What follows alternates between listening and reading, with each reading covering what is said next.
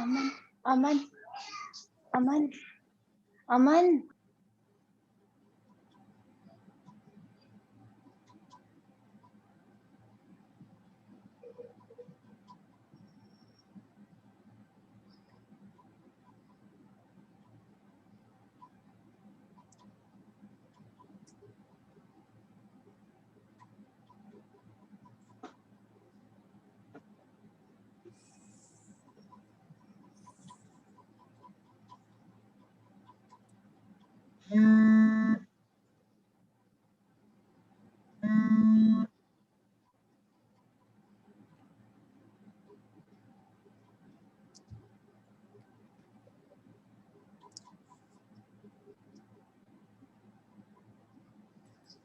Welcome members to the 20th virtual CP meeting of the BCSC. Today we have with us C. Avinash Rawaniji, who is our BCSC member, who will take us through the TDS provision for financial year 21-22 with interplay of TDS and TCS provision. Before I request Aman Khandelwal to introduce him formally, I request members to rise for the institute motto, please.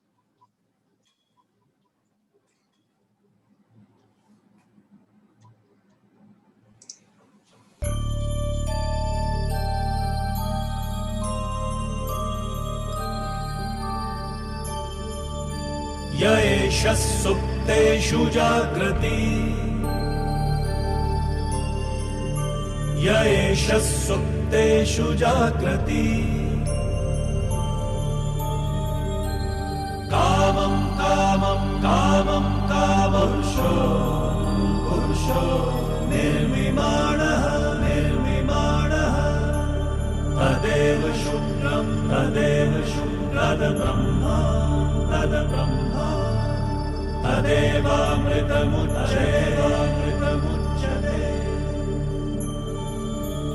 तस्मिन् लोकः शतः सर्वे तदूनात्यपि कश्चन एतद्द्वैता एतद्द्वैता एतद्द्वैता एतद्द्वैता एतद्द्वैता एतद्द्वैता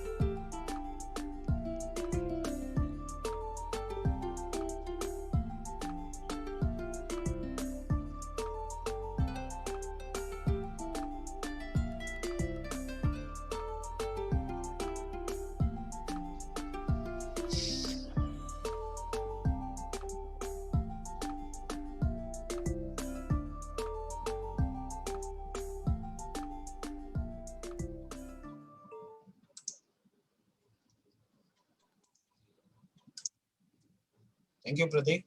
I request Aman to please introduce the speaker. Thank you, Vishal sir. Good evening, members. Today we have a very learned and experienced speaker with us, CA Avinash Rawani ji. Now I'll give a brief introduction of him.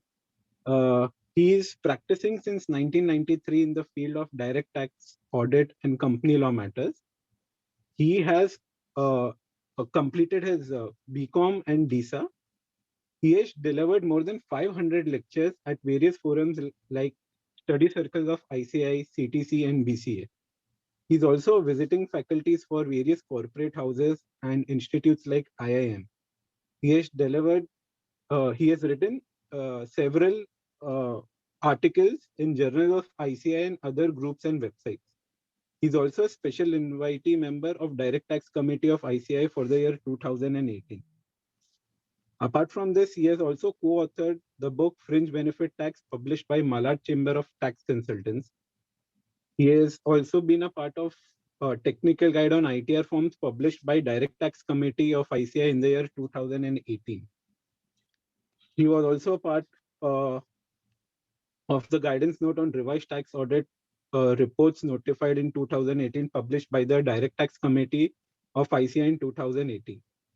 He is part of the team and contributed to the Practitioner's Guide to Audit of Small Entities, which was revised in 2019.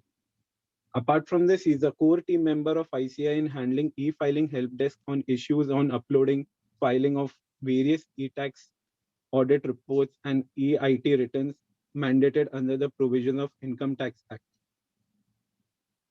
And he has contributed to the recent publication of CLG of ICI to the book on technical guide on easy incorporation of company. And with this, I would like to offer an e-memento to our speaker.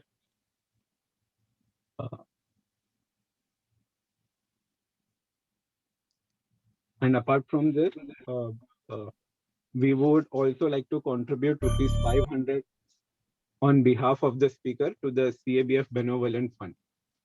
And with this, I now request CA Avinash Rawani ji to begin his lecture for the day. Thank you, Aman, for the kind introduction. And Nilesh, Dipen, Vishal, Ravi, Sharad Bhai on the desk, and the entire team at BCSC for giving me this opportunity once again to speak on this topic today. And first of all, this topic today per se is a very small topic on the TDS, but very difficult based on the provisions and the timeline on which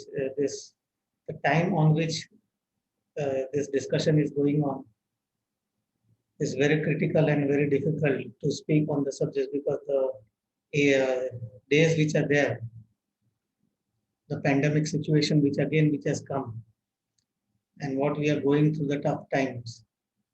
So we should hope that this should also pass. And all the best to everybody that this time should pass, and we should all take care, and as we should work as a team to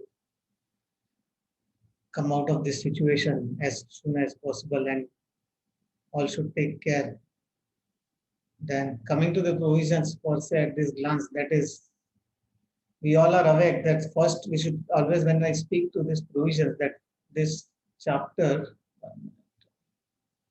I think some wrong slides have started. 1 minute. Some wrong presentation is starting.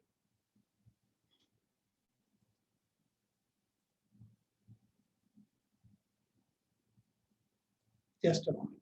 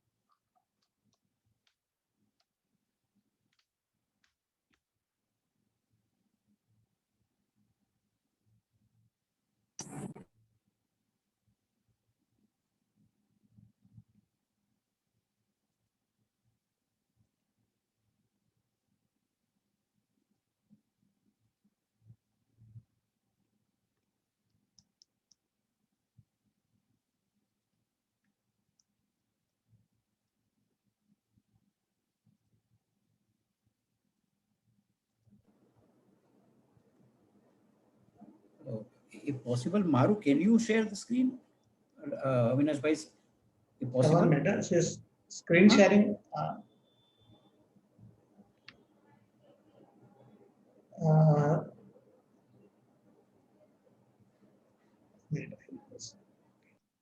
Okay.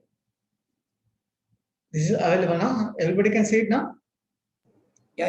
Yes, Okay. yes. Go There ahead. are three changes were there in the screen, so I just wanted to just share this. So this provisions about this chapter, this TDS section, this chapter 17 deals with the TDS, which we all are aware of, and almost around 44 sections are there, along with the subsections which deals with the TDS provisions. And if you see the total revenue, almost around 44% tax collections comes of the government is by way of TDS, and TDS is much more important provisions for the government. And we all are this dealing with TDS provisions day by day. For section 192 to section 196D deals with the provisions with the nature of payments where the TDS is required to be deducted. And we have in between all the various subsections also. And I think in section 194, we have major all subsections, that is 194 A it starts and last, and then we have reached to 194 Q. Now only R, S, T, U, V is remaining. So almost all the payments, if you see, are covered by way of TDS, and none of them are remaining now. And other sections that is are related to compliance and requirement provisions, when if you don't comply with the provisions, then how these provisions are dealt with. That is, what are the penalties and what are the this if you don't comply with the requirements of the law, then how the law takes this. Law takes this, what are the requirements of non-compliance, that is how the provisions are applied. Then several payments, that salary, interest, commission, brokerage, professional fees, royalty, contract payments, etc. That is TDS provisions apply, and the payers are required to be deduct TDS and payments made to him, and the depositor TDS to the credits of the government. And one thing you are required to understand here, that when you are dealing with the TDS provisions, that there are three main requirements. That first, you are required to deduct the TDS, that is in accordance with the provisions, that is each year, that is the TDS rates are declared by the government.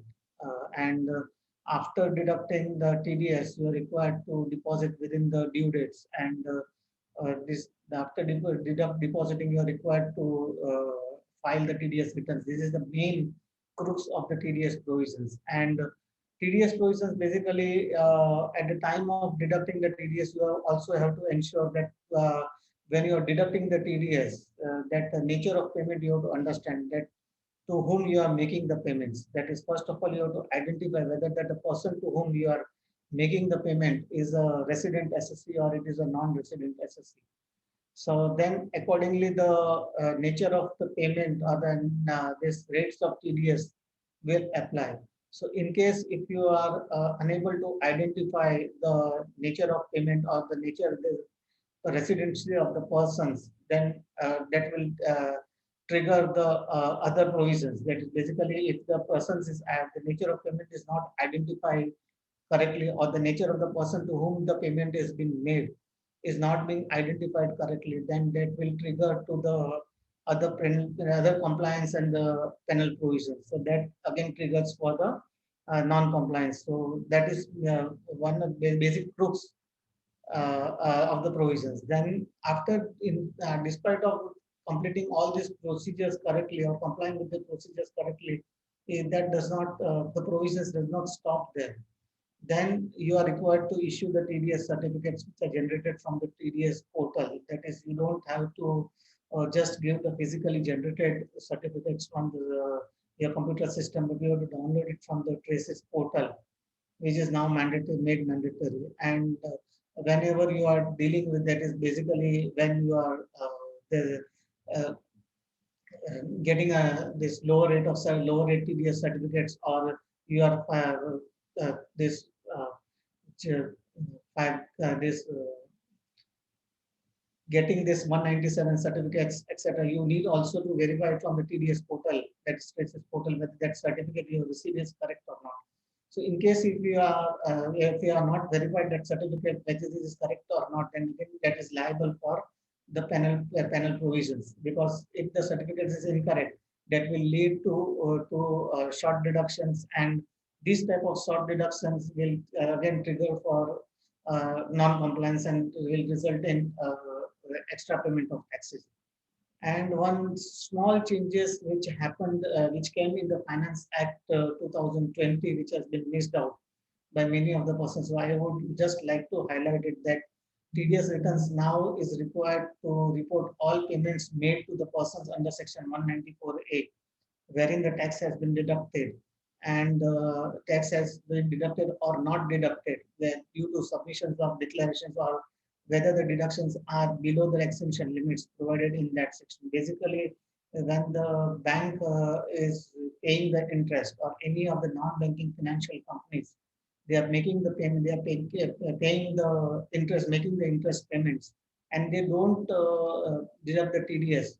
If the interest payment is below the taxable limit, but they are mandatorily required to report this transaction in the TDS returns. That is made mandatory since from Finance Act to 2020 onwards. So that is being missed out. So that should be kept in mind. And now, if you see, the day before yesterday, one notification has been issued by the Income Tax Department that now TDS, that is interest and dividend returns, has been covered. Payment of interest and payment of dividend has been covered by specified financial transactions. So accepted statement has been made mandatory.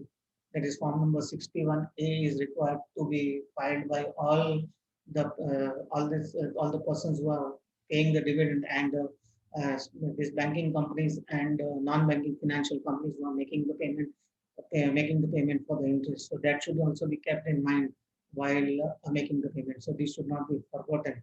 And one big changes which has been made last year, that is due to this pandemic, which was declared last year, global pandemic, that online filing of application for lower rate was made mandatory for was made applicable for this NRI persons, that they can also apply for lower rate of tax certificates in form number 13.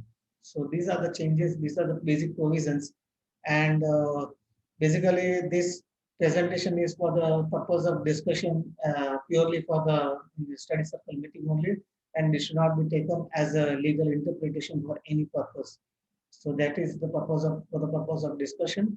And when to deposit the TDS to the government, this everybody is aware.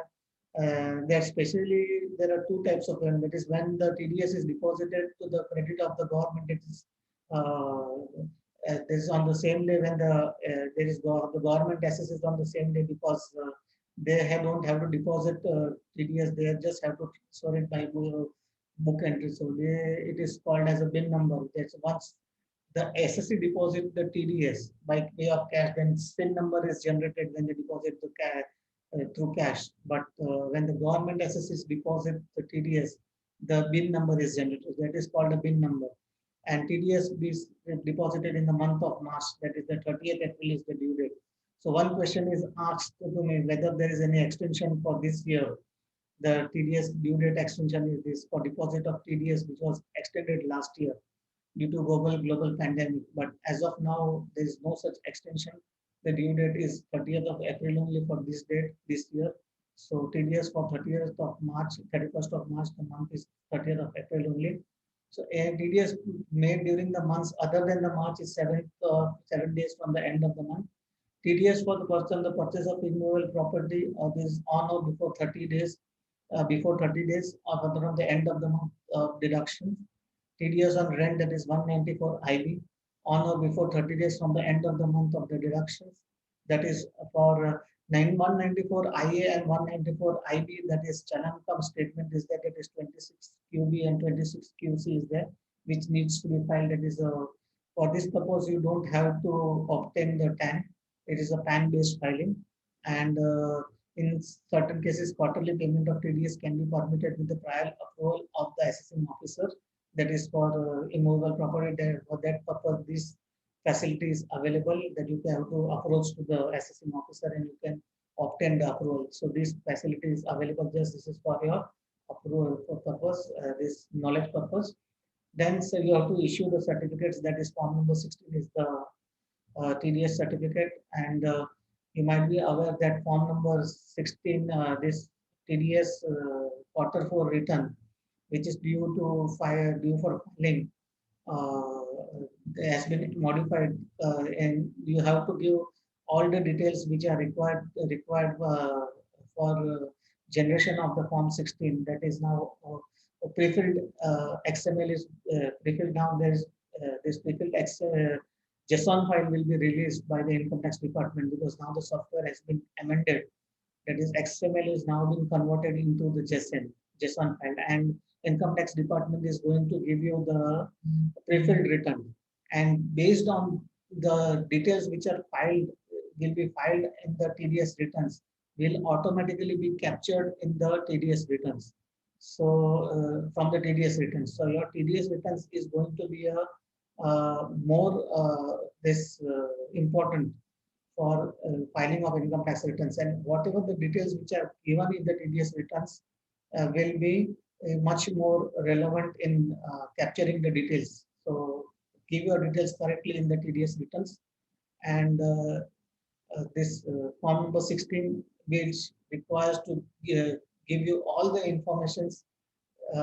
You have to, the employer will have to collect all the relevant informations which are there, which is related, which is earned by the employee, that is from all the sources. So if the employee is not giving the details, so you have to obtain the declarations, correct declarations from the employee from all the sources of earnings, and whatever the TDS which is deducted from other sources, that also has to be reported. And this other than TDS, that is quarterly statements which are to be issued for the quarterly TDS filing, that is form number 16A. For TDS on purchase of immovable property, that is 15 days time limit is there, that is form number 16B. TDS on rent is form number 16C. Then TCS certificate, that is quarterly on form number 27D. Multiple payments can be clubbed in TDS returns and TCS returns, that is form number 16A, and now you can just club it the payments, that is whatever the payments which are done during the month. That is, suppose there are 4 or 5 entries which are there during the month, you can club these entries and you can enter in the TDS returns, that is permitted. That was one question which was asked. That is the reply for that. And coming to the provisions per se, that is one press release was there last year during the global pandemic. That is on 13th of May, one press release was there. That is the TDS rates were revised. That is effective from 13th of May to 31st of March 2021. The TDS rates were revised. That is the 25% rates were reduced. That is this revised rates will not be applicable from 1st of April 2021 onwards. So all the TDS rates which are there will be new old rates will be applicable only up to 31st March 2021. So the all the rates which was prescribed in the notification, that is in the press release dated 13th May 2020, will be applicable only up to 31st March 2021. So whatever the provisions which are made on 31st March 2021 will be at the rates we will be at the rates which are specified on the in this notification, and whatever the bills which are booked, or whatever the bills which are booked from 1st April 2021 onwards, the new rates will apply, which are there from the 1st April 2021. The benefit of the this old press release will not be applicable. And coming to the budget proposal, that is the Finance Act 2021, there are amendment to the 3 existing provisions. There are introductions of the 2 new sections have been introduced. And one biggest this change which is there in the Finance Act, that is now the new the responsibility has been added on the part of the payer. That is, they will have to verify that the person to whom this deductor is making the payment has to ensure that they have filed the returns or not. If the payment is this TDS deduction is exceeding rupees 50,000, just to ensure that they have filed the returns or not. So responsibility has been added to ensure that the non-filers are being penalized. So the extra responsibility has been added on the part of this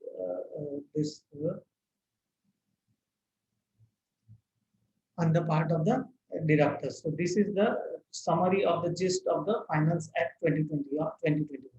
Coming to the provisions per se, that is 194 section in the dividend, which was introduced by the Finance Act 2020. And in that, it was the dividend which was there, that is dividend distribution tax, was abolished in the Finance Act 2020. And the dividend was made taxable in the hands of the recipients, and the rate of TDS was 10%. So this, we are aware of this. And what was that? That any dividend which is paid to the resident persons, the dividend is taxable. Any dividend which is paid exceeding rupees 5,000 will be taxed in the hands. TDS is required to be deducted at the rate of 10%. And the exemption was given, that is, if the TDS is paid by the company to certain type of insurance companies, certain insurance companies or the insurance, then they are exempted from dividend distribution. That is, the dividend was not required to be, the TDS was not required to be deducted. So this exemption benefit is now extended to certain classes of the business trust, that is by a special purpose vehicle notified by, or any other notified by the person by the government, shall be exempted from such payment. So this is the exempted from deductions. Such type of this benefit has been extended to such type of business trust. So this will be effective from 1st April 2021 onwards. So this is the change which has been made. So this is the extended. Coming to section 194A, that is the only minor changes which has happened. As 194A, the TDS on which deals with TDS on interest. So with effect from 1st April 2021 onwards, that is any interest which is paid to infrastructure debt companies, TDS will not be required to be deducted. So this is the relief which has been given to the infrastructure debt companies. So that benefit has been extended. A minor change which has been made.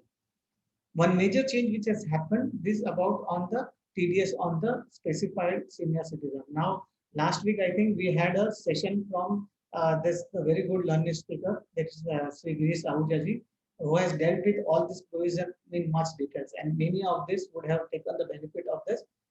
And he has already covered many of these provisions in detail and in much better and a lucid manner. I think they have taken the much benefit, but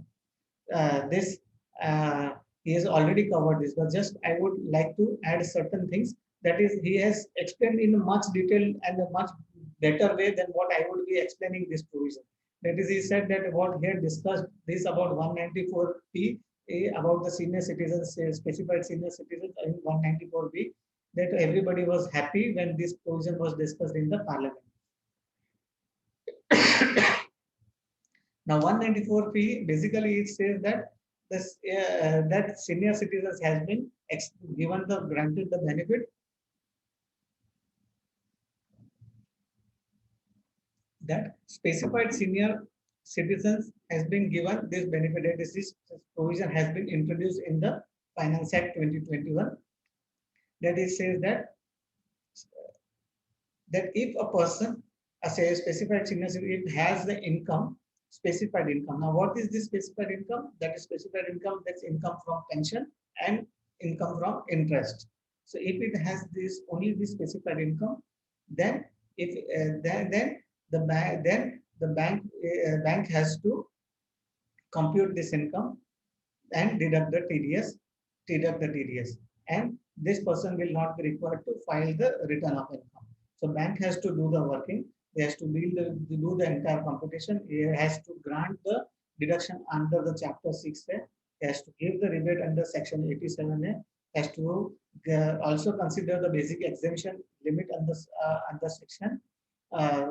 This basic exemption of ₹5 lakhs, which is available to them, and whatever the income which is remaining thereafter, TDS is required to be deducted. So this is the provision. So it has to consider this, and if any income is remaining, then TDS is required to be deducted at the rate of 10%. So if the income is exceeding ₹5 lakhs, and whatever is remaining before after that, and TDS is required to be deducted at the rate of 10% after granting this So it's first, it has to give the income has to be specified income only. Deduction has to be given from all the section under Chapter 6A. Rebate has to be given under Section 87A. Basic exemption limit has to be considered, and whatever income is remaining after that, and on that income, 10% TDS has to be deducted. This will be applicable from 1st April 2021. Now, considering this provision, I think it is very difficult. This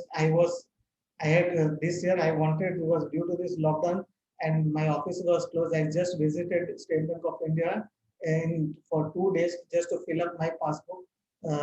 And I was so shocked to see the number of persons who were standing in the queue and the senior citizens which were standing in the queue to just fill up the passbook. I was just shocked to see how these people are going to deal with these banks and they'll be getting this benefit from them, and how these people are going to handle the staff of this nationalized bank. It will be just, the position will be just horrible for them, and God saves this from this people. Coming to this another provision, that is Section 196B, that is applicable from 1st April 2021. That is Section 196D, which deals with income TDS on income from FII or from securities. Now, this section has been amended. The basic purpose here is to rationalize the withholding payments made to FIIs. That is, now it says that if the tax residency certificate is submitted by the persons who are specified in Section 91 or Section 90A1 as required under Section 94 or subsection or Section 90A4, then the benefit of tax deducted, a tax to be deducted at the lower rate of the DTA or applicable rate of the Act. So this was not there and the earlier, so this benefit was not applicable available. So this benefit has now been provided. So if the tax residency has been provided, certificate has been provided, so this benefit was available to other persons. This benefit has now been extended to FIIs also. Then TDS on rent by certain individuals or HUF. That is Section 196 IB. I think 4 is one typing error is there. That is TDS on rent by certain individuals or HUF. Now what it says that Section 206 AA or Section 206 AB requires TDS is to be deducted at higher of applicable rate or any of such sections. That is in case of default by any, including any non-filing of return of income or a consecutive period of 2 years by a resident individual or a HUF or a rent receiver. This happens that if a person, I think we have discussed much in detail in the other 2 slides. I'll take up in the next 2 slides how this is going to happen. in this next slide. Now it says that new section has been introduced in section 206 AB, the special provisions for TDS for non-filers of income tax. What it says that what is happening and why, what is the rationale behind this introduction of this TDS. I was just speaking to this one or two contractors, civil contractors were there. What was happening that there are many contractors and many people who are there, wherein the lot of these payments was being made to the persons. And if you see in the case of contract charges and all, the persons for whom the payments were made, the TDS is being deducted at the rate of 1%, and there is at the rate of 1% of such percentage. Because in case of section 194C, the TDS is deducted in case of individual is either at the 1%, or in case of other than 1% this individual or HUF, it is at the rate of 2%. So if that TDS is deducted, the persons were deducting the TDS, the payer was deducting the TDS, and the people were not filing the return of income.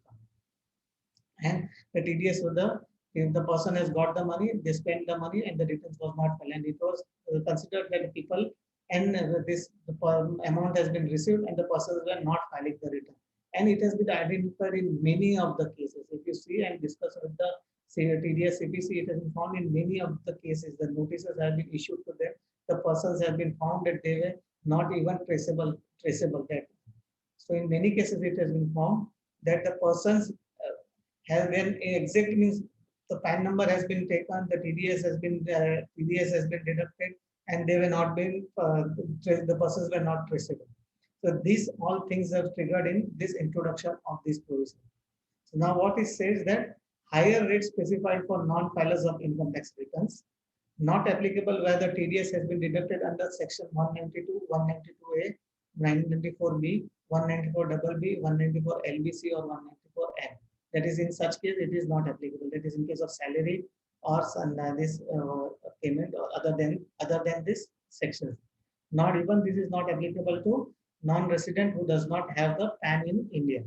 So this is not applicable in this case. Now what it says that rates under section 206AA applicable where PAN not furnished, or rates under 206AB which is higher of twice the rate specified in the relevant provision, or twice the rates in force, or 5%, whichever is higher. So here you have to compare, that is 206AA speaks about 20%, the applicable where the PAN not furnished. If the PAN is not furnished, the rate will be 20%.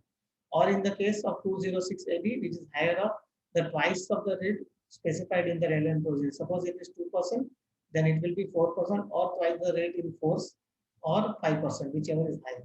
Now specified person means the person who has not filed the return of income in the immediately preceding 2 previous years of the such previous year. Suppose if this previous year is previous year, 2 previous year of such previous year.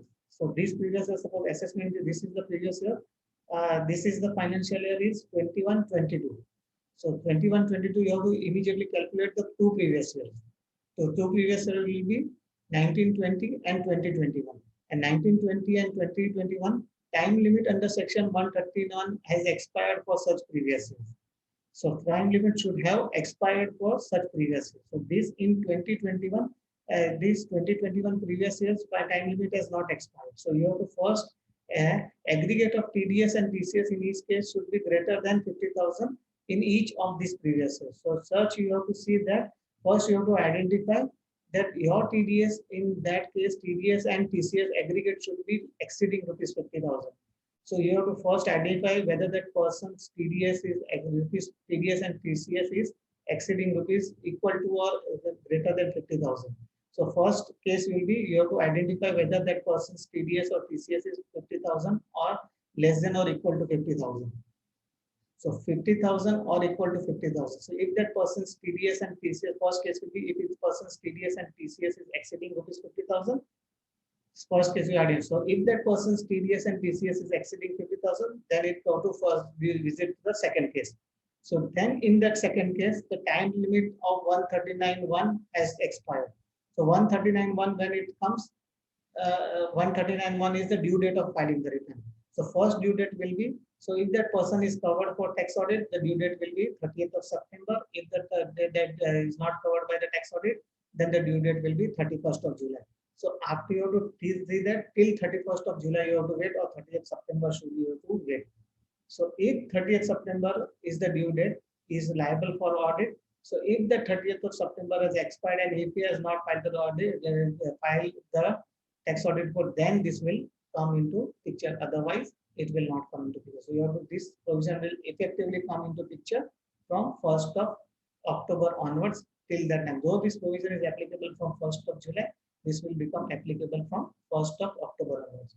And you have deducted the TDS at, so you might have deducted the TDS at the applicable rate, but subsequently whatever the TDS has been deducted in the final the period from 1st of April till 1st of July till this 30th till the date up to this 1st of July till the date of till 30th of September, you have to deduct the rate at the rate which is performing this falling within this period. So this is the provision, and so this is just to ensure that the person comes, person files a return. So whatever the higher rate is there, so that basically this is to ensure that the person TDS is being deducted at a higher rate. This will force that person to file the return and claim the refund if the TDS is claimable as a refund. So if the income is lower and the TDS is deducted at a higher rate, the person will be forced to file the return and this will claim the refund. Avinash ji, Yeah. shall we take the questions right now or at the end? I'll take it. Deductee is the first time filer. TDS to be deducted is above 50,000. How to verify his return status?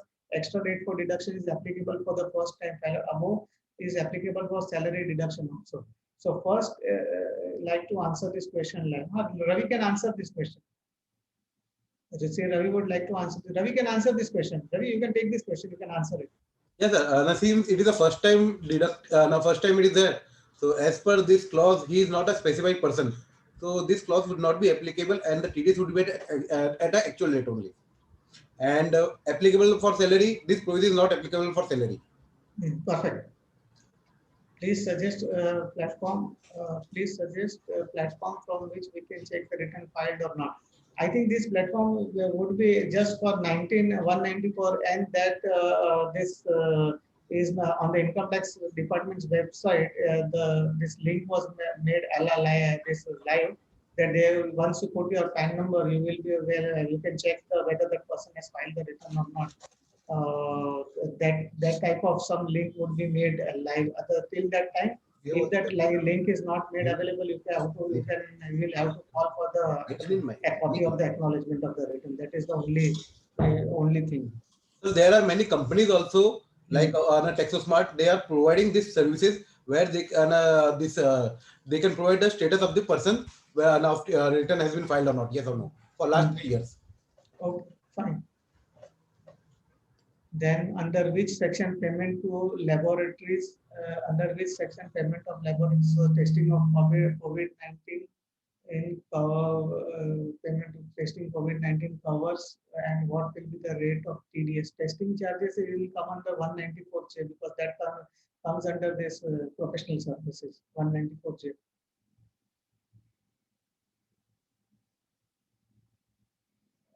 What if the income is below the exemption limit and he was not liable and it is necessary to file the return? No, he is not liable to file the return. Finish, complete, not required to file.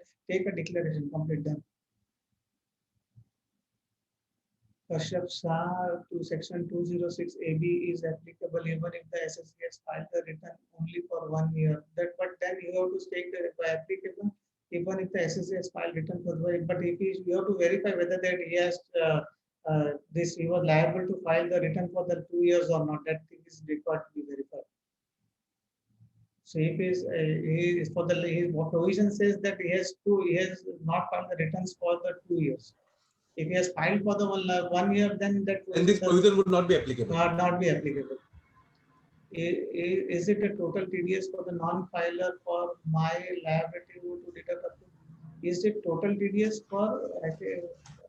Is it total TDS for non-filer or my liability to deduct up to? It is the total, for that specified person, the TDS should be, liability should be 50,000 rupees. It is not total liability. It is that only for that person TDS liability should be 50,000 rupees. Whether the bank has to deduct TCS on foreign remittance above 7 lakhs by NRI having UCI, above by NRI having UK passport. That is, I think, liberalized remittance scheme. You have to just refer to this and liberalized remittance scheme. If it is exceeding 7 lakhs, you have to deduct. The bank will be required to deduct the TCS. Explain TCA rate is specified and rate in force. I think we have already discussed this 206 AB in detail. Are the provisions 206 penal provisions applicable for 194 IA, that is purchase of property? Yes, 206. If 206 applicable, penal provisions applicable for 194. So if the TDS is not deducted and the person has not paid the discharge liability, the assessee will be treated as assessee default, and the TCS can be recovered from to that extra amount with interest. Then, while deducting TDS for the first time, if we are not aware about whether the TDS will exceed rupees 50,000, then TDS to be deducted at what rate under tax 206 CCA. What is this 206 CCA? What is this 206 CCA? I think this Higher tax regarding higher TDS. 206. Achha, the first time, I think when while deducting TDS for the first time, if we are not aware about whether the TDS will exceed 50,000, then TDS to be just at what in normal rate only. Normal rate only. For the first time, it would always be a normal rate. Normal rate. Only if we are after 2 years, it is the rate would be changed. Is TDS to be deducted on the interest paid but does not to be deducted? What is the due date for payment of TDS on residential house property on rent? I think we have already discussed about the due date. This is already discussed in the early first session. First time filer declaration required? Yes. Is the twice rate applicable to TCS also? Yes, applicable. Whether the TDS provision is applicable for SSU or not subject to tax audit limit, tax audit limit. Whether the TDS is applicable to SSU or not subject to tax audit limit or audit limit is increased to 10 crore. See, once it is for individual or HUF, if the turnover is exceeding rupees 1 crore, you are liable to deduct TDS. For others, TDS is applicable. Sir, if my turnover process threshold limit in the first and second day turnover is less than threshold, the same question is repeated. If the TDS, this turnover is exceeding rupees 1 crore in case of individual and HUF, TDS is required to be deducted. Requested to increase the volume. I think everybody is able to hear it or no? Yes, you are audible, sir. If my turnover in the first or second, if TDS is not deducted by the SSC, falls under the tax audit, how do I have to mention in the tax audit and that he has not deducted TDS even if he has obtained the CA certificate from the pay that they have paid? Yes, you are required to report there, but you have to also mention there that you are not disallowed because of this 40AI disallowance has not been done. Because of this reason, the certificate has been obtained. That is required. That is mandatory.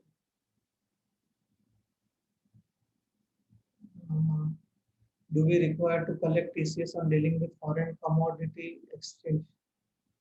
I think there is an exemption limit is there on foreign commodity. I think 206 we are coming to that. That is the exemption is given. First time filer or non-filer, how to recognize non-filer, have it applicable. I think this we already covered. I think most of the questions we have covered it.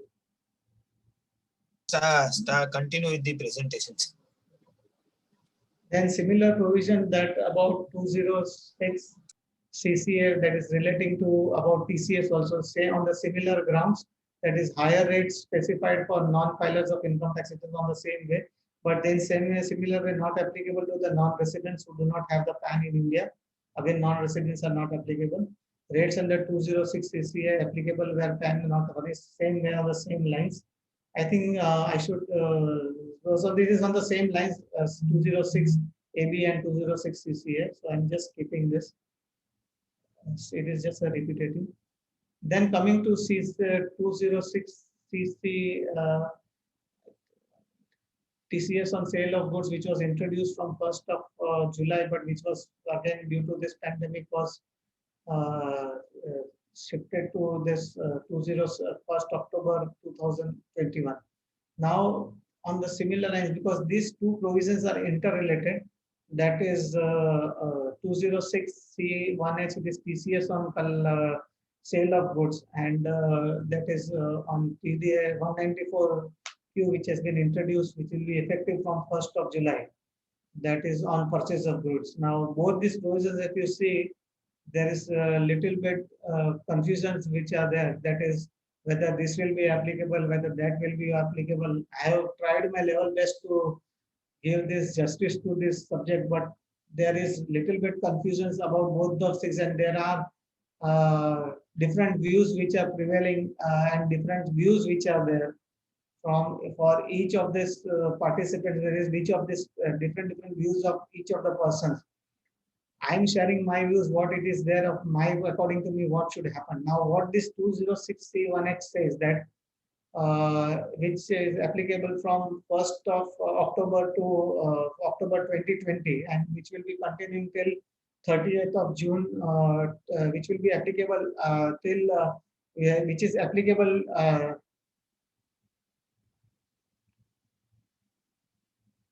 which will be there. But what is happening that once these transactions, once TCS is collected, then TDS will not be applicable. And when TDS is applicable, TCS is not applicable, because both the transactions cannot go simultaneously, which is what the Act says. That there is one provision in the Act says that if tax on one's transaction is recovered, then other provisions of the Act is not applicable. So here it will become very difficult that whether the tax has been collected on one transaction is there, and whether the tax has been not collected on how to identify whether the tax is collected or not will be a very difficult task, and most confusing TDS and TCS provisions are there this year. So now coming to the provisions per se, that is 206C1H, what it says that every person who is a seller, that is whose total sales, gross receipts or turnover from the business carried on by him exceed 10 crore during the financial year immediately preceding the financial year, who receives any amount as a consideration for sale of any goods of the value or aggregate of such value exceeding 50 lakhs in any previous year other than the goods being exported out of India. The provisions of section 194Q also reads on the same lines. There also is said a person who is a buyer. Provision is the same. 194Q also says the same line, but here the provision is who is a buyer. So there is a 206C1 says 6C1H says seller, and that it says buyer. At the time of receipt of such amount, collect from the buyer a sum equal to 0.1% of the sale consideration exceeding rupees 50 lakhs rupees as income tax, 1% in the absence of time or other. So it says that 0.1% TCS has to be collected at the time of receipt of consideration. So if the receipt of consideration is the amount which is given at the time of receipt of sale consideration, so when the sale consideration is at that time only you have to collect, not at the time of giving the this raising the invoice. So if the amount is received at that time, so if the amount is received at any time, that has to be collected. And the amount did not say that sale may be done at any point of time. It may be related to any time during the period which is related to prior to 1st October 2020 also. So TCS has to be collected for that period also.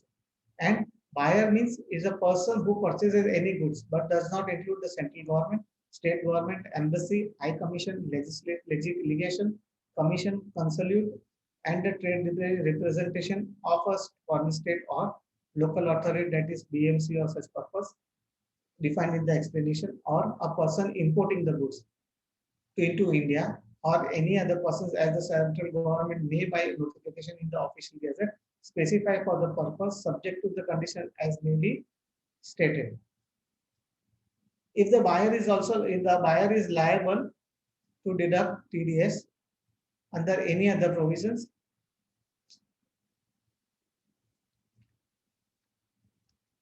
if the buyer is liable to deduct TDS in the provisions that the goods purchased by him from the seller and has deducted some, then the TCS is not required to be collected under this section. So by this here, it is specifically given that it is not required to be collected. So here it is there. If any difficulty arises in giving effect to these provisions of this section 1G, subsection 1G or subsection 1H, the board with the approval of the central government will issue the guidelines for reviewing the difficulty. And every guideline which is issued by the board under subsection 1I shall be laid before each house of the parliament and shall be binding on the income tax authorities and on the person collected by the sum. Then it clearly says that tax is to be collected at the time of receipt of the sale consideration from the buyer and not at the time of entering into the sales transaction. So one question it has come that if whether the amount TCS amount has to be added to the invoice, so that is not correct. So when you receive the amount at that time, debit note has to be raised on the party that this amount is there has to be there. So raising this, adding that amount in the invoice is not the correct. So that debit note has to be raised at the time of receipt of the amount. So raising that in the invoice is not the correct. It will be irrelevant as to whether the amount of rupees 50 lakhs purchased to the sales made in 1 year or sales made to earlier years also. The transaction of import and export are out of the purview of this application of this section. And scope of TCS of purchase of goods, all the goods as against the certain specified goods prior to this subsection. Now it is said that in purchase of all type of goods, whether it may be capital goods and against the. Now, if the TCS is collected on any other goods, this basically what happens in motor vehicles. In motor vehicles, the good TCS is already collected in other sections. So such type of motor vehicles, it is not converted covered in 2061 because that is covered in other because wherein in motor vehicle, if your motor vehicle is purchased under exceeding rupees 10 lakhs, TCS collection is already applicable in other provisions. So this is excluded in that. So in that case, TCS will not be applicable. In case of motor vehicles, which is more exceeding rupees 10 lakhs, in other case it will be applicable. Okay. No clarity as regards to the inclusion of the GST is to be there is no clarity as regards to the inclusion of GST in sales of one. But the benefit of circular number 7650 of 2018 issued by the GST will come into rescue or not is also a clarification, is a question. But here the clarification is not used, so TCS is also required to be collected on GST. And again, this is an enormous additional procedural burden. So these are the basically examples, certain examples, that is 2019-20, if your sale is 60 lakhs rupees, outstanding balance on the first day of the year is suppose 0, and total receipt is 20 lakhs rupees, and suppose if the outstanding balance is 40 lakhs rupees on 31st March 2020. Now what it says, TCS is applicable from 1st October 2020, then no tax is to be collected in the financial year 2019 because it was not applicable. Now in case the sale is on into 2020-21, if the sale is 70 lakhs, outstanding was 40 lakhs, if the total receipt is 1 crore rupees in that particular year, the sale was 45 lakhs rupees is received on or before 30th September. The outstanding balance as on the last day is 10 lakhs rupees. Tax is required to be collected because how much amount is received? Total amount received is 45 lakhs because 1 lakh is received, 45 lakhs was received prior to 30th September. 1 crore minus 55 lakhs, 45 lakhs is received. So 0.1% of that is 44,500. So that is required to be deposited as a TCS. Now coming to 21-22, this is just for example. If the sale is 55 lakhs, outstanding is rupees 10 lakhs, total receipt is 45 lakhs, outstanding balance is 20 lakhs only, because since the amount received is less than 50 lakhs, TCS is not applicable, will be not be applicable because amount is not received is not exceeding rupees 50. So this you have to year by year you have to analyze it. If it is exceeding less than 50 lakhs rupees, then TCS will not be applicable. This is just for your understanding purpose. Second, again in 22-23, 55 lakhs is the sale amount. Outstanding balance, which was 20 lakhs, carry forward. Total receipt is 65 lakhs. Outstanding balance was 10 lakhs rupees. So it is exceeding 55 lakhs is received. So 1,500. Now in this specific example, if the amount which is now TCS is made applicable, TCS becomes applicable from 1st of July. And if the buyer has the turnover which is exceeding rupees 10 lakh, buyer also has the turnover which is exceeding rupees 50 crores. And if the buyer has already deducted TDS, then the buyer informs that TDS is already deducted, then this TCS will automatically not be required to be collected by this supplier. So again, this will be creating a lot of confusion. Now coming to the circular number 17 of 2020, what it says that there was a circular which was issued in September 2020 that 2061H will not be applicable for the transaction in the securities and commodities traded through recognized stock exchange or cleared and settled by the recognized clearing purpose. And these were through IFSC. Then 2061 this will not be applicable for electricity, renewable energy certificates and energy saving certificates traded to the power stock exchange. Receipt of sale to dealer of a car would be covered by the provisions. Also in case of sale vehicle to the consumer which is less than rupees 10 lakhs, also covered if aggregate proceed revised. So up to 10 lakh, this when the dealer is making the payment, because what happens here in case of this 2061H, the 2061H, the dealer if it is making the payment to the company, at that time 206C1H will be applicable.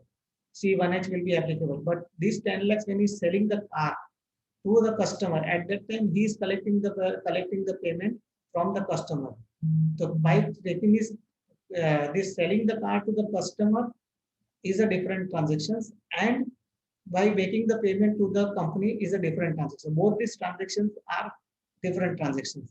So this they are making the payment by a dealer to the company is a different transaction. So this payment transaction TCS will be applicable, and this transaction TCS won't be applicable if the payment if the transaction is selling of the car is exceeding rupees 10 lakhs, transaction won't be applicable.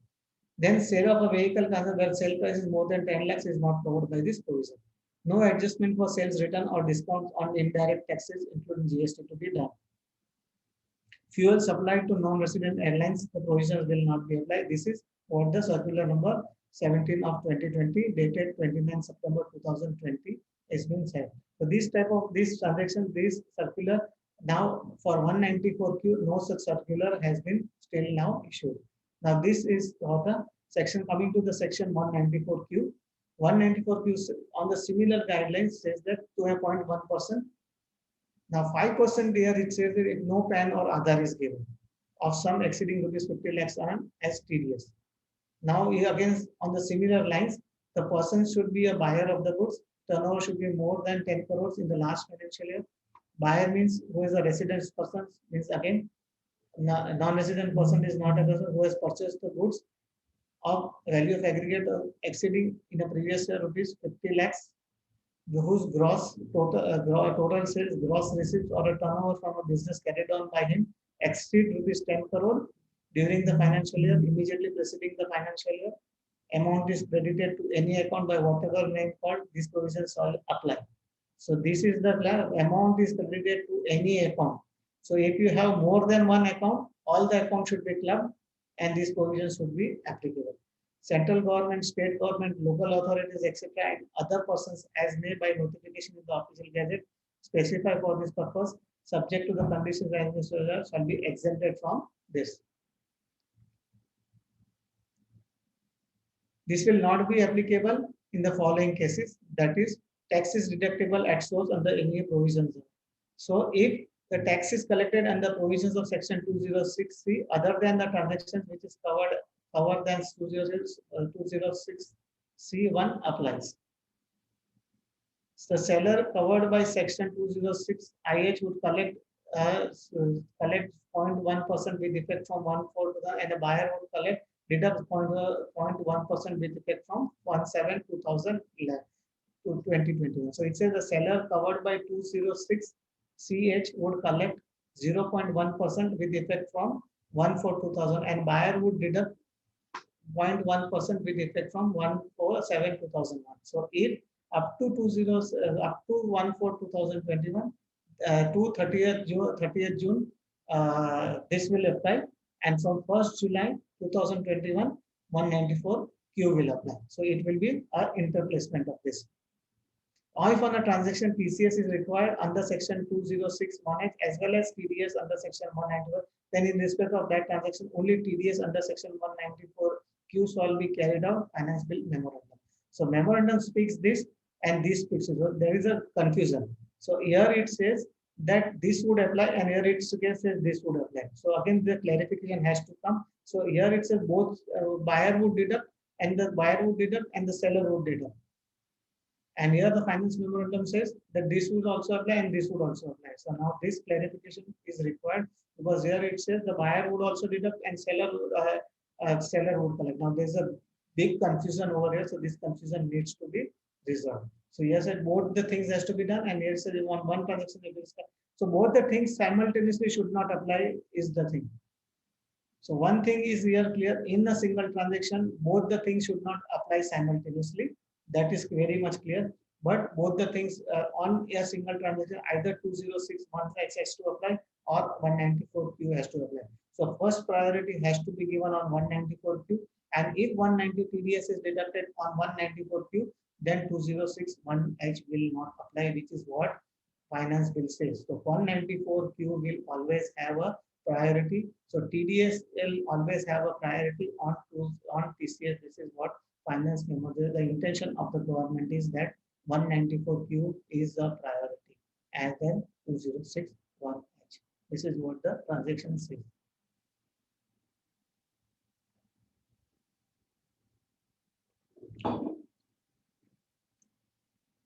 Now, this is case one. That is, suppose this in case in financial year 2019-20, if the turnover is 10.1 crore, sales with the party, I think this the sales up to 1st July 2021, if the sale is 50 lakhs, from 1st July 2021, the sale is 25 lakhs. Advance is received before. Now this we are considering, we are not ignoring here. We are not considering 206C1H is applicable. Just we are forgetting that as of now, 206C1H is not applicable in these parties. The party is not having 206C1H is not applicable. Just we are for a moment we are considering here 206C1H is not applicable in this case of parties for a moment. So we are taking here these 3 case studies wherein 206C1H is not applicable. Now, in these three case studies, we are taking the first in the turnover, the financial year 2019-20. The turnover is of the is to 2019-20. The turnover is 10.1 crore. Sales with the party A is this 50 lakhs. Sales with the party up to first this July 21 is 50 lakhs. Then this first from 1st July is 25 lakhs. Advance received before 1st July is 50 lakhs. After 1st July it is 10 lakhs. Then TDS to be deducted on watch amount. Let us have the answers. What amount TDS is required to be deducted?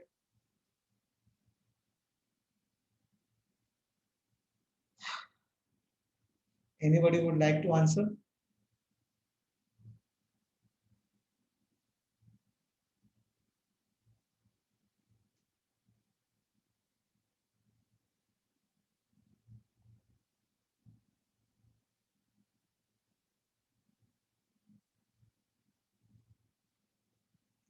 Anybody would like to answer this question?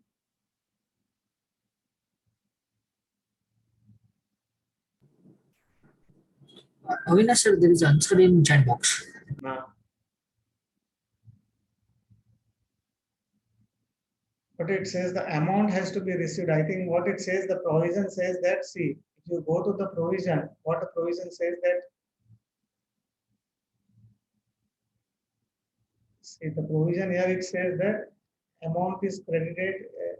See, if you see the provision, it says the turnover buyer means the whose total receipt amount whose total sales has been. See, if you read the provision, the buyer of the goods turnover should be more than 10 crores of finance. Buyer means the person who has the purchased the goods. Total sales carried on by the him exceed 10 crores. Amount is credited to any account, whatever name is called, subject to this exempted by the notification, right? Okay. Tax is deducted on this provisions. Tax LR is required to be collected. Okay.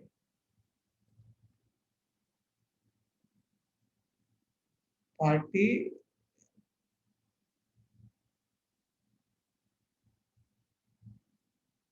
TDS is required to be deducted on. Aman Khandelwal says nil. Priyanka says 10 lakhs. Turnover the party says does not have turnover. Party A is not 10 crores. Turnover the party has to be 50 lakhs. Avinash sir, Uh, Avinash, uh, the first line turnover written financial year 1920, it is 2021 or is 1920 only? Previous year we have to see. First of all, you have to see turnover. Turnover is has to be of the previous year. The previous year turnover, previous year's turnover is 10 crores. So it is already covered. But sir, it is written July 21 for that previous year. See, first you have to first over we have to see first. We are in financial year 2021. We are in financial year 2021, right? 21-22, no? We are in 21-22 at present. Sorry, we are in financial year 2020, 21-22. So here it is titled, it has to be financial, consider it financial year 2021. Okay, thank you. Financial year 2021. Financial year 2021. Financial year 2021, if the turnover is 10.1 crore, so it is already covered by this. Now coming to this. So sales with party A, now so it is liable 194, 94 is for sales. Now here it is on sales turnover. So we are talking about the turnover. See our sales of turnover, it is sales. Sales means see basically it speaks about the turnover. Turnover means sales only. Turnover means our sales will be purchase. Our sales will be the buyer's purchase. 194Q, see 190, first thing you have to understand, when we are selling the purchase, when we are selling to a party, the party to whom we are selling, that will be the purchase of the buyer, no? 194Q will be applicable to that party, not to us. So that party, the party who is purchasing, who will be deducting the TDS. So that will be the purchase. In this case, the TDS 194Q will be applicable to party A. The party A, yes. Party A will be deducting TDS. Party A has to deduct TDS.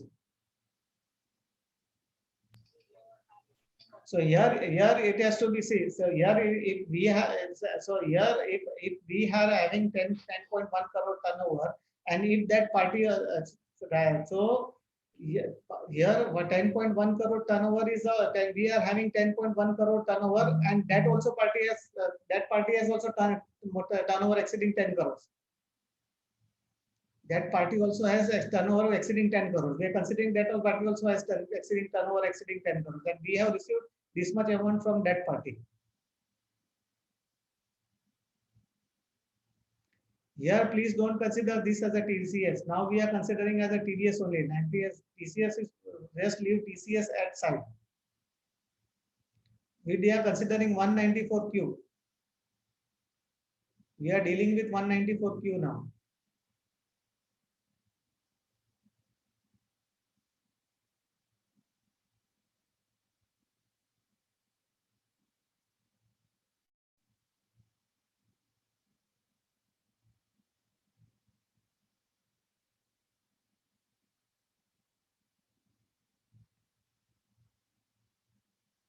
So on what amount this TDS will apply? 194 TDS has to apply.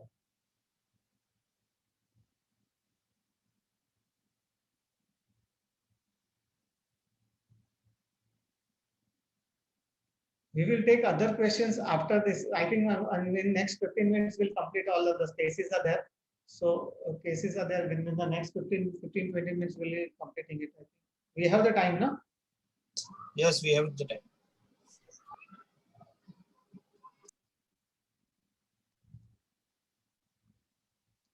So just coming to this, I think, see, if you once again we'll read the provision. I think the provisions are not clear. Say what is said on satisfaction of this turnover to be exceeding 10 in the last financial year. This is clear. Buyer means the person who has purchased the goods of value or aggregate exceeding previous year rupees 50 lakhs. So this is also satisfied. Whose total gross receipts or turnover from the business carried on by him exceed 10 in the financial year immediately preceding the financial year. Amount credited to any account in whatever name these provisions called apply, right? So this is also clear. This first provision is clear. Turnover is satisfied. Turnover to be more than 10 crores in the last financial year. Done. Buyer means the person who is a resident person has purchased the goods exceeding rupees 50 lakhs. This is also clear. This is also satisfied. Yes, sir. Whose total sales, gross Yes. receipts or turnover from the business carrier exceeding 10 crores in the financial immediately preceding the financial. This is also satisfied. Amount credited to any amount account by whatever name called these provisions are applied. He is not a party, purchasing parties is not a central government, state government. So all these conditions are satisfied, right? So one question. Huh? What is the difference between point 1 and point 3? Turnover Point more than 10 crores and whose sales more than 10 crores? I think one and the same. Whose total sales, gross receipts or turnover? Yes. Total sales, gross receipts or turnover. Since total sales, gross receipts or turnover. Turnover may be turnover including that all taxes and other sales also. Okay. Total sales turnover, see, just for the turnover definition, just refer to our guidance note for the tax audit issued by the institute. Therein the turnover definition has been given. What has to be included in the turnover? In turnover, there are much more. The definition of turnover is much more wider than that. What is there? So, okay. So now it says that amount credited to any account, whatever name called. So now it says that. So all this turnover financial year 2021 10 crores cost, sales is cost. Now it says what should be the answer here? It 10 has lakhs. no, 10 lakhs. How 10 lakhs? Nil. How nil? So on the first 50 lakhs, he was not supposed to deduct TDS. On the first 50 was not supposed to be. And And after 1st July, Yeah. the rule will change. No, if the opposite party is more than 10 crores. Yes. So after 1st of July, the turnover should exceed 50 lakhs rupees. Then only the TDS is required to be deducted. Right. Correct. So TDS has to be deducted will be once it crosses 50 lakhs after 1st of July. Then only TDS will be required to be deducted. Correct.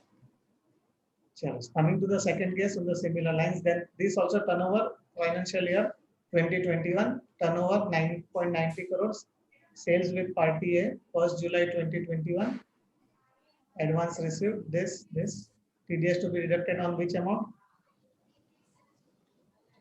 Not applicable. Turnover is not exceeding 10 crore. Okay, so perfect.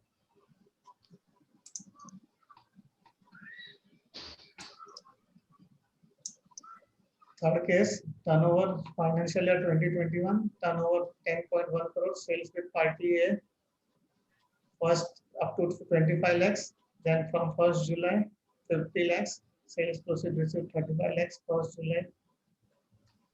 25 lakhs. No, in this case, I think it depends on the party A. If after 1st July he is deducting, I think I think nil also. No, here also nil. Nil only because Nil, there is nil. no 1st July. It has not crossed 50 lakhs yet. Yeah. Once nil. it will cross, all the case it will be nil only. So once it crosses 50 lakhs, it has to be deducted. Now in all these similar cases, if this sales party is there, if this party is covered in same cases, if you see 206 C1H, if up to 1st July 2020, if this party has a turnover of rupees 10 crore, now is on the similar lines. Interplay now, if we say, if same party has turnover in the selling party, sales party, we convert it into a sales party. If the sales party has a turnover of rupees 10 crores in the previous year, then this party will be covered by 2061H if that amount received is rupees 50 lakhs or more. up to 30th of June. What? Avinash bhai, can I come in? Yes, yes. Follow? See, turnover of 50 lakh is for any previous year it is written. Previous year, It has yes. got nothing to do with the 1st July of Yes, before. yes. Previous year, the amount received, it comes in the amount received. 206,006,1H is for I'm 194Q. I'm on 194Q, yes. Any person, see, I'll just read the exact wording. Any person being a buyer who is responsible for paying any sum to any resident for purchase of any goods of the value or aggregate of such value exceeding 50 lakh rupees in any previous year. In previous year means it is previous year means it comes to in a previous year. Previous year, that is actually basically what happens if they consider it previous year. Achha, okay. Previous year starts from April only. So Yeah. Previous year from April 2020. Previous year means April 21 onwards. Yeah, that's correct. So April 21 onwards. So from April 21, the turnover has to be 50 lakhs. So for party A, it will be on 75 lakh rupees. 25 lakh. 25 lakh, exceeding 50 lakhs. On party, in case 31, it will be 25 lakh. 1 minute.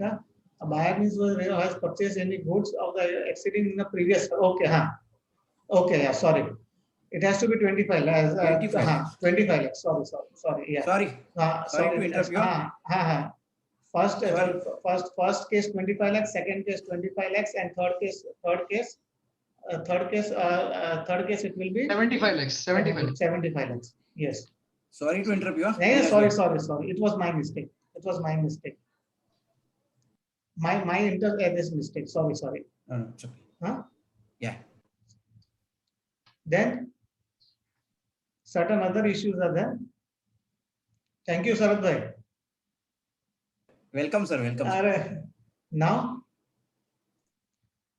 there are some issues which have been forwarded. Let us take for discussion. Seller has a turnover of rupees 10 crore or more in the previous financial year and has received an amount rupees 50 lakhs till June 30th, 2029, irrespective of the turnover of the party in the current financial year, whether TCS has to be collected or not. This question has come. Seller has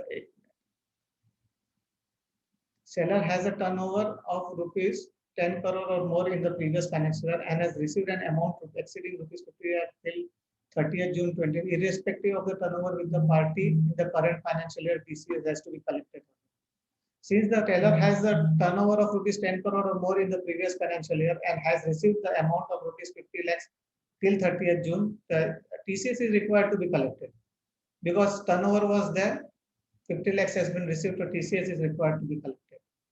Seller and purchase do not have a turnover of rupees 10 crore or more in the previous financial year, then whether 206C1, C1H and section 194Q will be applicable even if the payments are made which is exceeding rupees 50 lakhs on sales per party, not applicable. Seller has a turnover of rupees 10 crores or more in the previous financial year and has received an amount rupees 50 lakhs till 30th June and shall be receiving further amounts till the end of the financial year. The purchaser does not have the turnover of rupees 10 crore or more in the previous financial year, then TCS is required to be collected or not from 1st July under section 2061H. Now this seller has a turnover of rupees 10 crore or more in the previous financial year and has received the amount of rupees 50 lakhs up to 30th June 2021. So first question is 10. So seller has a turnover of 10 crores or more in the previous financial year and has received amount exceeding 50 lakhs till 30th June and shall be receiving further. So up to 30th June he has received 50 lakhs rupees. So TCS is required to be collected and shall be receiving further amounts till the end of the financial year. Okay. The purchaser does not have the turnover of rupees 10 crore or more in the previous financial year, then TCS is required to be collected or not from 1st July. Yes, it will be required to be collected because that transaction is not covered under section 194Q. So 194Q it is not covered, so it will be covered under section 206Q. Any different view? Any other view? Absolutely correct. Absolutely correct. If on a transaction TDS has been deducted under section 194Q, then TCS is to be collected under section 206IH or vice versa. Any one provision is applicable. Either 194Q, if it 194 it is collected and 2076 is not applicable, C1H is not applicable, or if 2061H is applicable, 194Q is not applicable. Correct, no? Yeah. Basis of recognition of limit of rupees 50 lakhs for the purpose of TDS and TCS. See, up to 30th June, 50 lakhs is for basis is for the purpose of TDS. TCS is on the receipt basis. So if the amount is received, the person. So one thing is clear, that is 206C1H. If the person is having, if the seller is having a turnover of rupees 10 crores or more in the previous financial year and is receiving 50 lakhs per party in the financial year, then he is required to collect TCS. That is the up to 30th June. And subsequently, if the purchaser is having a turnover of rupees 50 lakhs in the previous financial year and he is deducting TDS, if he is having a transaction of rupees 50 lakhs or more, purchasing a goods of rupees 50,000 or more, then he is required to deduct TDS. And if he is deducting TDS, then the seller is not required to collect the TCS. This is what the provision says. Is the limit of 50 lakhs receipt or payment to be considered in aggregate or independent of each section or each party? Now, this is a good question which has been asked. Is the limit of 50 lakhs receipt or payment to be considered in aggregate or independent of each section or each party? It is each party is not a, it is each PAN should be the correct question. So each PAN is the right word which is to be used. It is each PAN. So each PAN is a correct. So each a party may be, because a party may be daily. So each PAN is the correct PAN. So in case of each PAN, if a person is making a payment and if the turnover, first you have to identify the turnover. Then you have to identify for the purpose of section 206C1H up to 30th June the receipt. Then you have to identify the turnover. And then with the 194Q deduction, TDS is deducted. That for that PAN, TCS is not required to be collected. So that is the correct method. Seller has the turnover of rupees 10 crore or more in the previous financial year and has received the amount and is expected he shall be receiving the same, I think, same amount is same. So this is basically all the questions I think have been covered, and this is the chart for your purpose. I think whatever the changes which has happened and what will be the this effect of these changes which are there. And if you don't comply with the provisions of the TDS, that is non-compliance, that is what are the penalties for that. And consequences of non-compliance is given at a glance, that is if you don't deliver this statements, what are the penalties and what are the non-compliance related to this, failure to apply for the PAN, TAN, etc. And the source code, what the income tax department is, there any email which has been received or from the income tax department, and if you have received any email or any messages from the incorrect source code, you can just lodge a complaint on the email, that is webmanager@theincometax.gov.in, and in incident.crt.gov.in. You can just send a mail to that, so that they can just see that your email ID or your mobile does not is not hacked. And this was basically related to today's presentation, and I'm extremely thankful to all of the members for giving me this opportunity to, and all of my study circle members today, and let us take the question and answers.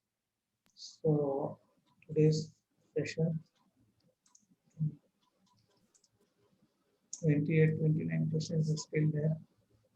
Do we require to collect TDS on dealing with foreign commodity exchange? I think TCS, I think we have already did that. Foreign commodities, I think circular number of September 20 is already there, is settled. I think is already settled. The issue is there. First time filer or non-filer, how to recognize non-filer higher rate is applicable is can refer to that. It's already, this we have discussed it. In case of buyer is an employer, provident fund or for bank. In case of buyer is an employee or a bank and the entire income of the trust is exempt from income tax and not filing income tax return, whether such type of buyer is excluded from the TCS ones, whether seller securities off market news.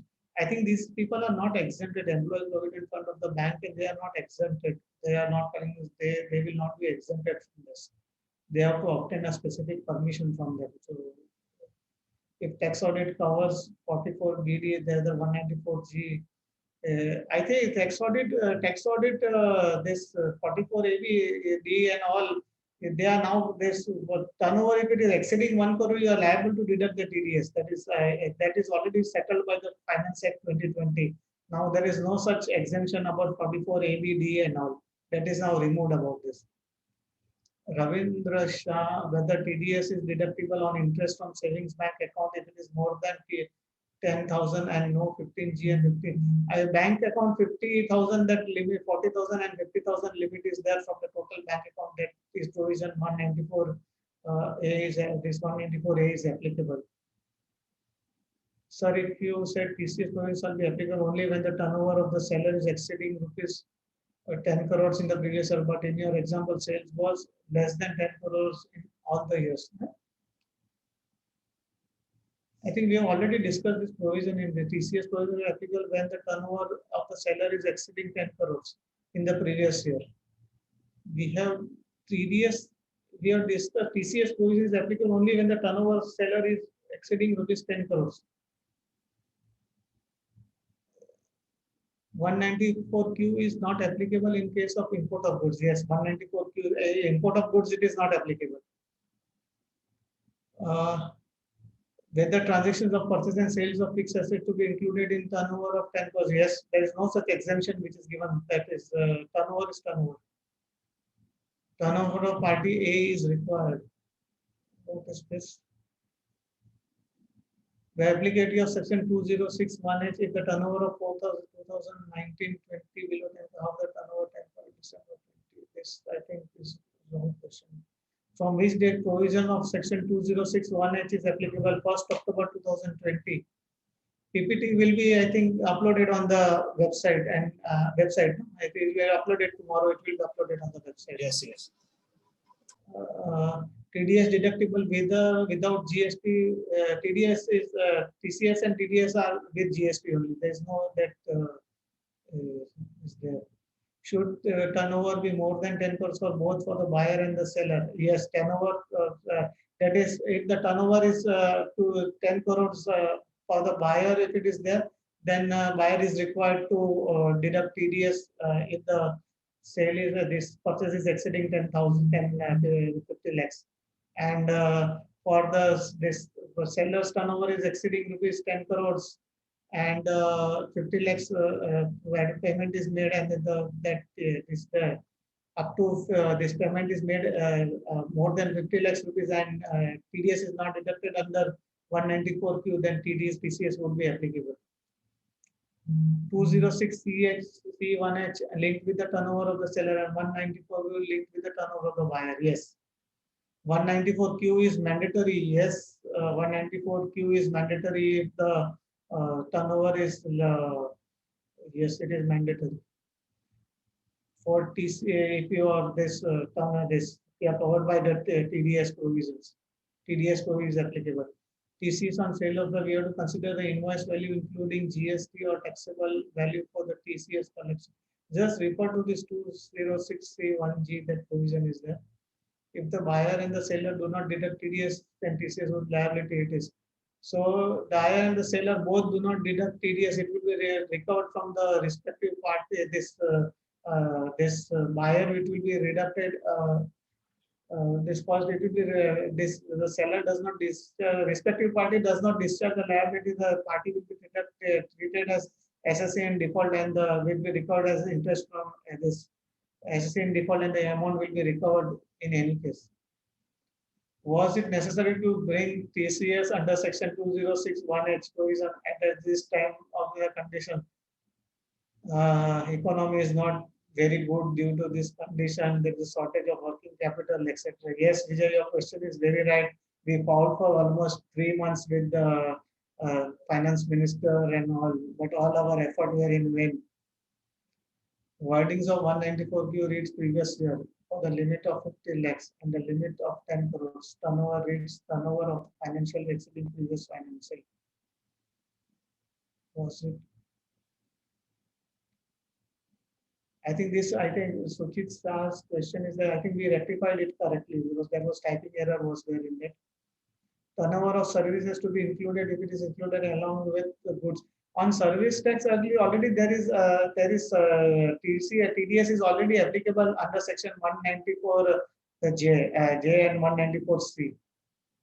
Value of services to be included for deductions if TCS is included along with the value of goods.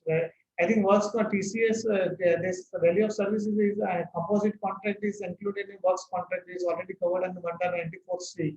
So that does not come under this.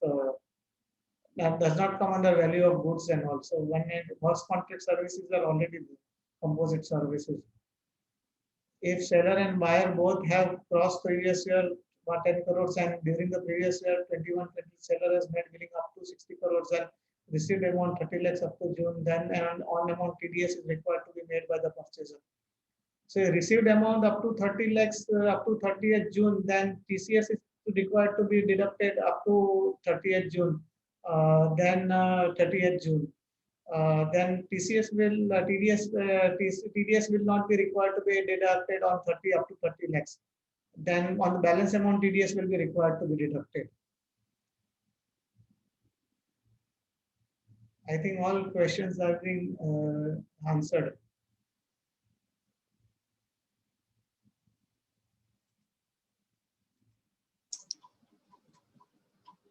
Avinash, there are few more questions we have received in advance. Yeah.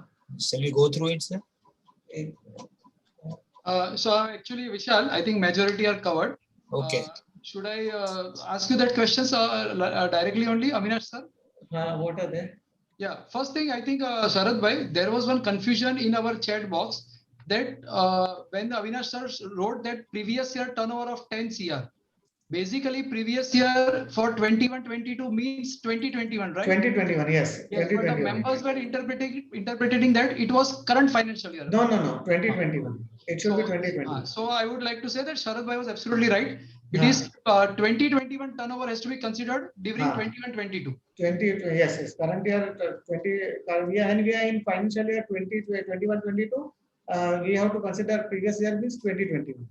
Okay. So only the questions were many clients are charging TCS on the sale bill only from 1st October or 1st November. They are charging the TCS in the sales bills because administrative wise it was very difficult to consider when the receipt is coming or not. Maybe they are wrong. But now what is the status when the TCS was fully paid in the month of October on the sale bill of say example 60 lakhs. And only 30 lakhs was received before March 21 and 30 lakhs you are receiving after 21. So we have to raise a debit note for the difference.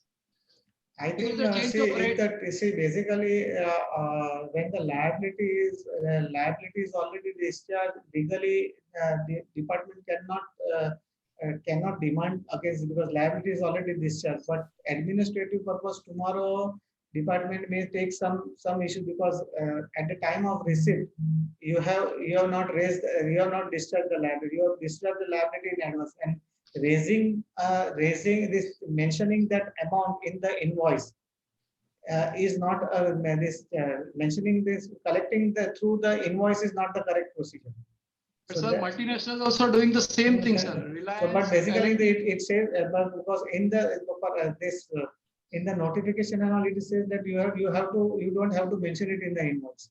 So that is for administrative what you are doing, but that is not the correct procedure. Correct way. Okay. Second thing, from 1st July, if seller and buyer both turnover is more than 10 CR. So first 194Q will prevail first or 206 will prevail first? 194Q will prevail first. Okay. So if we are not knowing, then we have to take declaration from all the companies? Yes. Okay. Better to take the declaration. But then that is will be administratively whatever is happening, then also we have to do the same thing, right? Yes. Okay, fine. The third thing, for example, in the March, we have received advance of say example 70 lakhs. And because you have received the advance, you are supposed to pay TCS, right? For the seller. Yes. And in April or May, it may, or say in 15th June, after filing the return, you have to reverse that advance for some reason. The deal is not happening. Okay, but you cannot reverse the TDS because that is not in the law. So then while filing the income tax in 26 AS, there will be TCS for that purchase party, correct? Right. So whether department will ask or raise any queries that you are having TCS but you are not having any transaction during the year, say that was only one transaction. So see, now the time is there. So if you have already deducted the TCS but you can adjust that amount against TDS, because now the time is there. By before filing the return, if you can adjust that against that TCS amount against other party, while filing the return you can adjust it. So we are not defaulting any law for no, you are not defaulting any law, because you have already that since that transaction is cancelled, till the time is there before filing the return of income, you have already refunded that advance amount. You can definitely this. So okay, and just to sum up, Nilesh, can I add something? Nilesh? Yeah. See, TCS is to be collected on amount received against sales, correct? So even if you have received advance, you cannot say unless and until sales has happened. How can you say it is received against sales? Which it is received against sales to be happened. So still, in my opinion, even if you don't pay at the time of receiving the advance, but sir, out of 2206. That is true, but from in October. Sir, no, it is TCS has to be paid on advance, has to be collected on advance. No, because it is not in the act. It is not mentioned that it is against the sale only. Any payment for the sale of goods, it is in lieu of the sale in lieu of sale. The advance is in lieu of sale only. In my opinion, first the sales has to happen. Because unless until just in the case of just like Nilesh has given example. Sharad bhai, you may be true, but the problem is that in the October month, so Avinash sir, please correct me. In October month, those who have received the advance, all those who have paid TCS on the advance, and not considering whether sale will happen or not, because that was not in the law. See, why we are discussing. But why that? Because that first that amount which was received as an advance, the amount which was received as was for the purpose of sales. That was yes, sale only. So then, what was the reason that sale didn't happen? There would be because I couldn't buy that product and I cannot give it to him, so I canceled the deal. Okay. Yeah, but that happened after the return was filed. Okay, fine, but that amount can be adjusted against any other party. But see, the return is been filed, sir. No, okay, but is that amount can be adjusted against any other party? Is it possible? See, that is a window dressing we can do anytime. No, but then you can revise that return. The revision of return is always possible. Okay, so I should empty that challenge. I should empty that challenge. If that revision of return is possible, then you can do it. Even if that advance is there, you can make that amount as zero, and you can make that amount can be kept as a pending amount, and future amount can be That is a practical solution. That is a practical solution. Yes. In the Motor Vehicle Act, sir, in the motor vehicle, this TCS law is prevailing since very long in motor vehicles. Any vehicle purchased more than 10 lakh rupees, there was a TCS of 1%. Now the problem is that, for example, in the business of crane, actually nobody presumed that crane or a crawler or something is a motor vehicle. In some party, charge TCS 1% being a motor vehicle, because the cranes and crawlers are getting registered under Motor Vehicle Act, and some parties are charging 0.075 on that crane as per the section 206. So when we sell that product, we should charge 1% or we should charge 0.075%. It is coming under motor vehicle, no? Yeah. It's whatever is.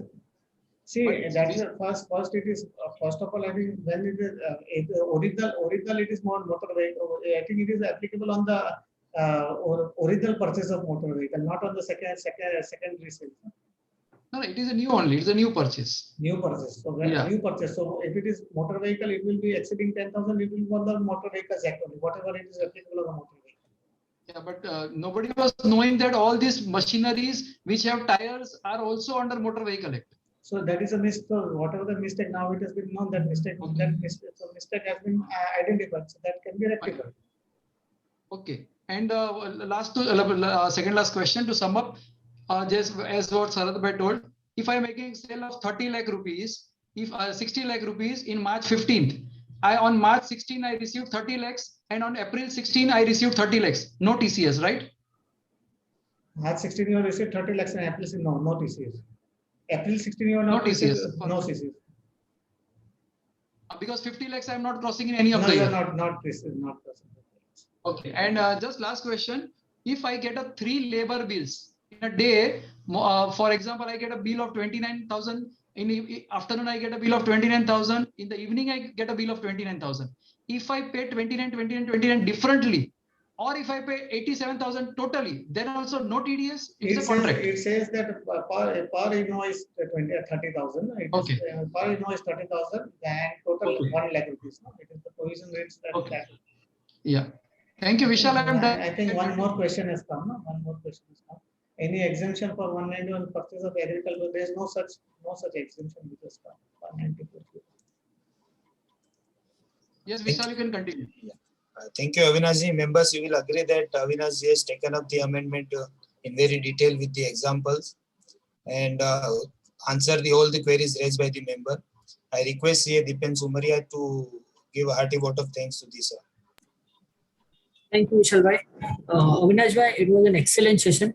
You have taken all the provisions in detail, and you have also resolved all the queries of the members which were raised during the session and also after the session. I request all the members to greet him with a round of applause.